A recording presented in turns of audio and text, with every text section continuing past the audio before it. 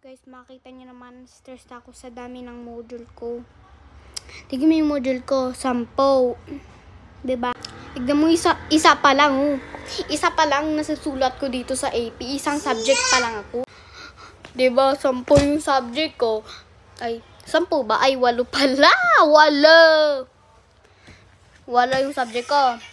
Nagagawa ko isang subject pa lang. Ang gano'n naman, te. Ang dami-dami kasi isusulat ko. Tignan mo yung lapis ko. O, tulis-tulis niya kanina. Kaso parang hindi na ata matulis, no? Kung titignan nyo. O, yan, no. Nasira ko notebook ko kasi nagigigil na akong dami ko susulatin. 8 pa. Ang dami susulatin sa AP to. Inuna ko to kasi mahirap to. Tapos may summative pa sa science. English, naku. Sana wag na lang talaga